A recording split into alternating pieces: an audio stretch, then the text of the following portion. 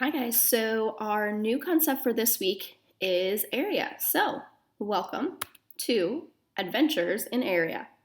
Of course, we're going to start off with some vocabulary. So, area. You can see our picture there of our shape, and it says it's 12 square units. So, we have to remember that area is the number of squares, the number or square units needed to cover a figure without overlapping. So, if you look in the yellow, that is where they got the 12 units. If you were to count those yellow squares, you would be counting 12 squares. So the area of that shape, even though it's misshapen, is 12 square units.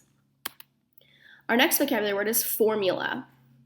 So you can see there they've given you the formula for area. So area is length times width. So the length of your shape times the width. And of course, the formula is an equation that shows the relationship between two or more quantities. Our next vocabulary word is unit square. So you can see that that square is 1 unit.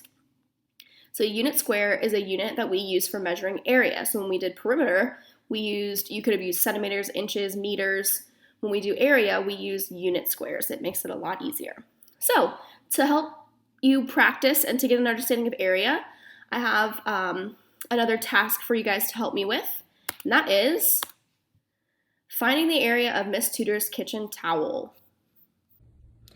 Hi friends, so as you know, our concept for this week is area. Last week we talked about perimeter, and you guys helped me find the perimeter of my living room rug. This week I need your help finding the area of one of my kitchen towels. So I have it laid out here on my table, and we're gonna work together to find the area. Alrighty, so here's my towel. And remember, when we found the area of my rug, I focused more on the outside of my shape, or the shape of my rug. But remember, perimeter is the distance around that shape, but area is the space inside of the shape. So I want you to take a look at my towel and tell me what you think it might remind you of. If you were thinking an array, you'd be right.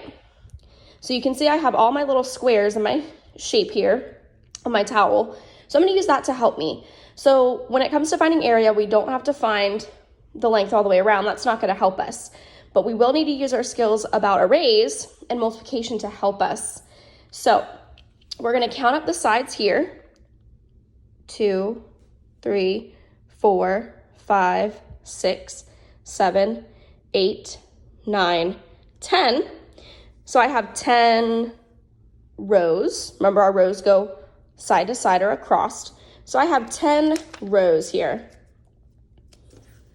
Now, if I count the top, 1, 2, 3, 4, 5, 6, 7, 8, 9, 10, 11, 12, 13, 14, 15, and 16. So I have 16 across the top here, so I can write that on my sticky note. And if you can remember, if the rows go side to side, what goes up and down? If you said columns, you'd be correct. So I have 16 columns. Now this should be a reminder of how we can use an array. So if we're using an array, what kind of math should we be doing? If you said multiplication, you'd be right. So I need to multiply 10 and 16 together. And that is going to tell me how much space is in my whole towel here.